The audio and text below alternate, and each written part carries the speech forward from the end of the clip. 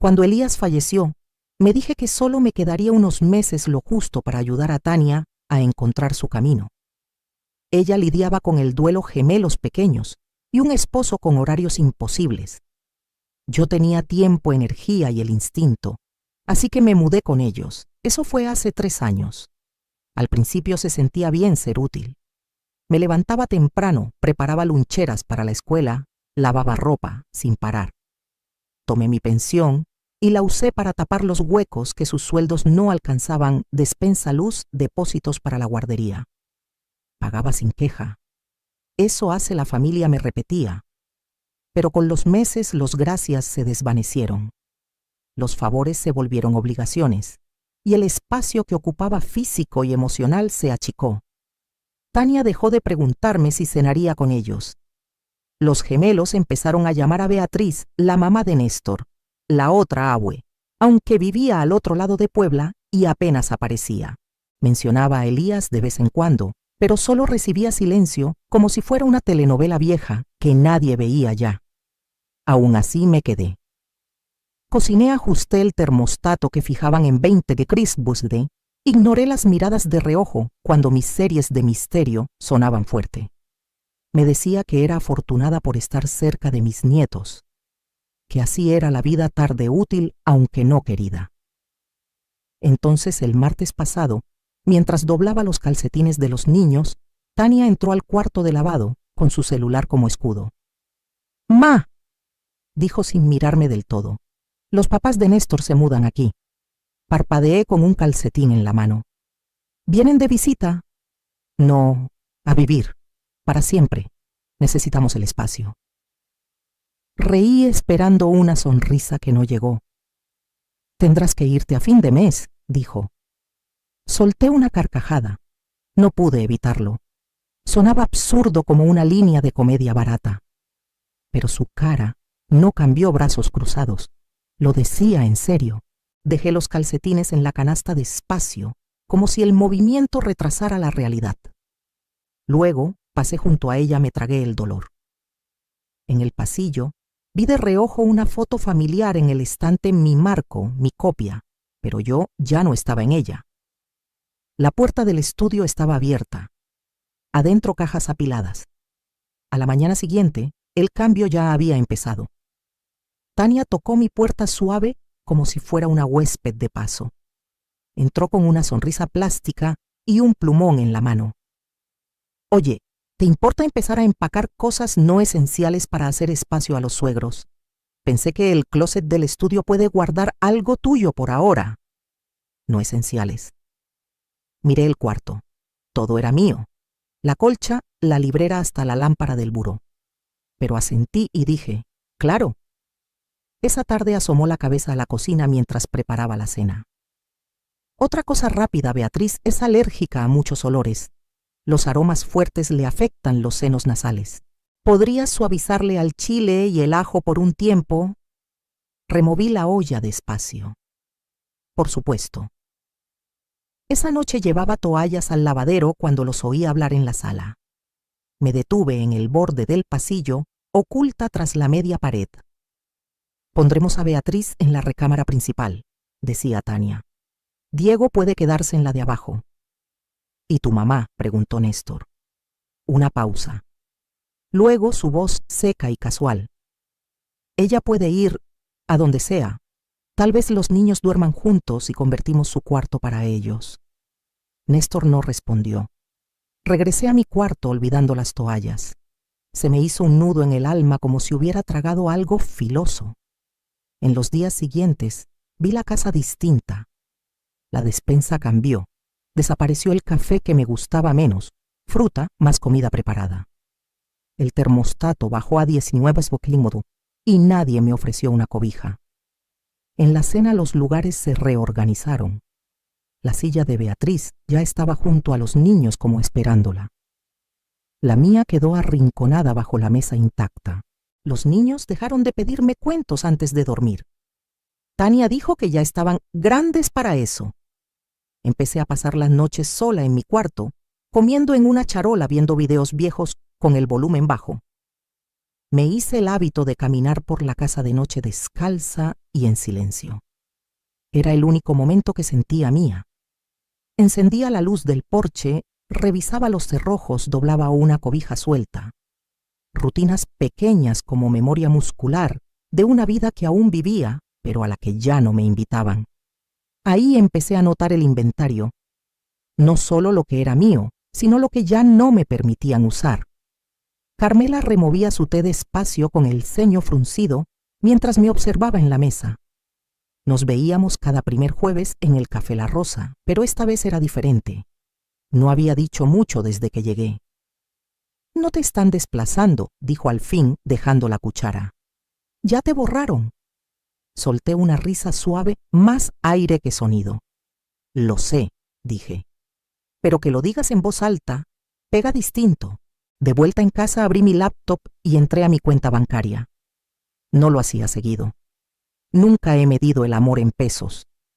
Pero las palabras de Carmela se me pegaron como vapor. Revisé los estados de cuenta mes por mes. Compras de despensa, pagos automáticos de servicios, cheques directos a Tania para extras. Hice una hoja de cálculo. Al terminar el total rondaba los C$500,000. Me recargué en la silla, el número latiendo en mi cabeza. 500,000. De un ingreso fijo. Pesos callados que mantuvieron su hogar a flote sin reconocimiento ni gratitud. Abrí un cajón y saqué una carpeta vieja.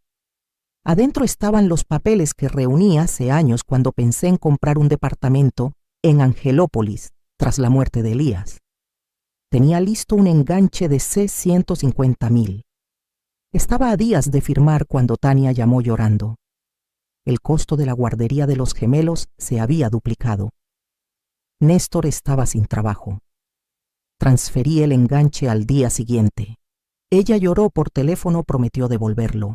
Eso fue hace casi 3 años. Cerré la carpeta y la sostuve en mi regazo con los bordes suaves por el uso. Mis manos no temblaban, aún no. Pero algo en mí cambió. Ya no era sobre espacio.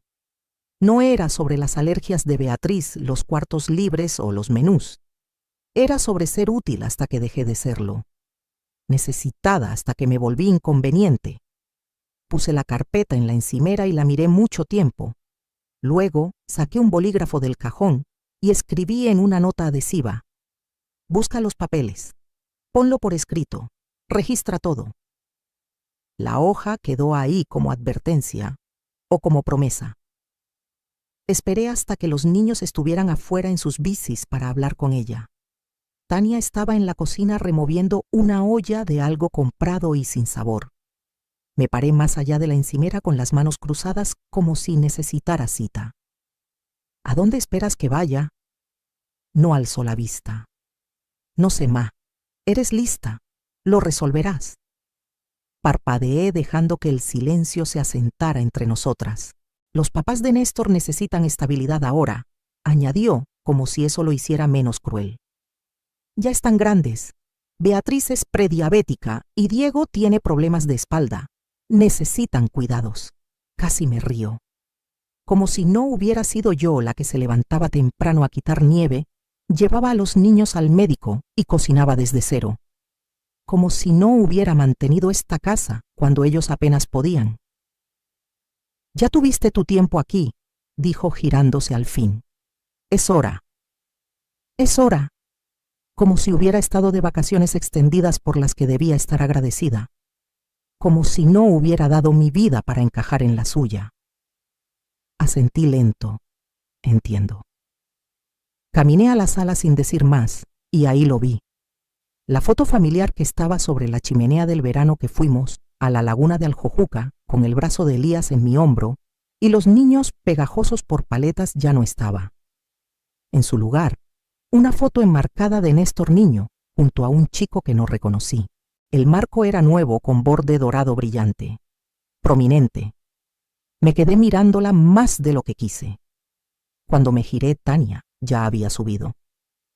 Esa noche, mientras la casa zumbaba con pláticas de fechas de llegada y fundas hipoalergénicas, llevé mi té al garaje y me senté en el escalón frío junto a la secadora.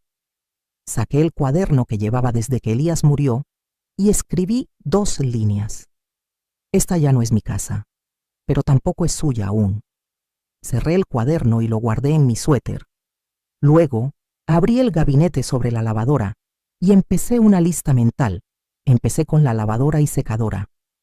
Las compré cuando el juego viejo se descompuso en plena temporada de gripa. Tania estaba desesperada. Néstor estaba de viaje. Fui a la tienda de electrodomésticos la mañana siguiente y pagué completo. El recibo seguía en mi correo fechado hace 2 años. Lo imprimí y lo puse en una carpeta nueva que etiqueté a lápiz bienes personales. Luego, la mesa del comedor. Recordé medir el espacio con Carmela, comparar acabados de madera, asegurar que tuviera extensiones para las cenas familiares. Esa mesa había visto cada cumpleaños, desde que Elías murió, cada tarea escolar, cada tazón de cereal derramado. Pagué con cheque. La copia carbón seguía en mi escritorio. El purificador de aire llegó en temporada de alergias cuando Tania se quejó de la tos nocturna de los niños. La olla de presión fue un regalo de Navidad para mí, porque nadie más pensó en dármelo ese año. Caminé por la casa despacio, deteniendo la mirada en cosas que había olvidado: la lámpara de pie en la sala, el estante del pasillo con baterías y cables extra, el tapete del recibidor que compré tras resbalar en el piso. Cada objeto tenía una historia, un registro callado e invisible de servicio. Abrí un documento nuevo en mi laptop y listé. No solo lo que compré, sino cuándo, cuánto, por qué. Revisé estados de tarjeta, cuentas de tiendas, recibos de PayPal. Los números eran constantes. La narrativa clara. Cuando los niños estaban en cama y las luces del pasillo atenuadas, tenía 3 carpetas de recibos y registros impresos. Las guardé bajo mi colchón en una esquina profunda y miré el techo un buen rato. Justo antes de medianoche abrí una ventana privada y reservé un estudio en Cholula por un fin de semana a 15 minutos. Usé otro apellido. Solo una prueba, me dije. Un ensayo. Nada más. Esperé hasta el viernes. Tania tenía un retiro de trabajo y Néstor llevaría a los gemelos a su clase de karate y luego a casa de sus papás. Eso me dio una ventana 4 horas limpias, suficiente si seguía el plan. Estacioné la camioneta prestada a una calle de distancia y le mandé un mensaje a Carmela lista. Llegó 10 minutos después con las mangas arremangadas y mirada de acero. Nos movimos en silencio con método, sin azotar cajones, sin arrastrar sillas. Solo pasos medidos y bolsas cerradas. Empezamos por el closet principal, mis sábanas, abrigos de invierno, la máquina de coser escondida tras un humidificador viejo. Luego la sala. Enrollé el tapete, el que compré, tras casi caer en el piso resbaloso. Carmela empaquetó los libros. Se detuvo al encontrar uno con la letra de Elías en los márgenes y me lo pasó sin palabra. La cocina tomó más tiempo. Cada sartén, cada utensilio que compré, cada electrodoméstico que repuse, todo se fue. Los estantes quedaron limpios pero vacíos, salvo por unas tazas disparejas y un colador roto. Hasta me llevé la olla de presión, sobre todo la olla de presión. Dejamos la mesa del comedor para el final. La limpié una última vez antes de desarmar las extensiones y envolver las sillas en cobijas viejas. Carmela negó con la cabeza mientras trabajábamos. Van a entrar y pensar que la casa explotó. No, dije. Van a entrar y ver lo que construyeron al quitarme. A mediodía, la camioneta estaba llena. Di una última vuelta por la casa, no para recordar, sino para asegurarme de que cada rincón que toqué estuviera registrado. Luego me senté en la encimera y dejé una hoja en un lugar donde la verían. La había escrito la noche anterior, impresa en la biblioteca, firmada con tinta azul. Lo que pagué, me lo llevé. Lo que desecharon, quédenselo. Sin cariño, sin firma, solo verdad. Carmela y yo llevamos la camioneta al estudio en Cholula, un lugar pequeño con encimeras gastadas y un calentador fallido, pero el cerrojo cedió con mi llave. El termostato respondió a mi mano, el silencio me abrazó. Esa noche hice té en mi propia taza, en una cocina que no me resentía, y escribí una nueva lista, esta vez de cosas que no extrañaría. El cerrajero llegó temprano, un hombre delgado llamado Jonás, que olía leve a café y metal. Le ofrecí un vaso de agua, pero negó amable y se puso a trabajar. Tomó menos de 20 minutos cambiar el cerrojo. Cuando me dio las llaves nuevas, las sostuve en la palma más de lo necesario. Se sentían cálidas, reales. Firmé el contrato de renta esa tarde.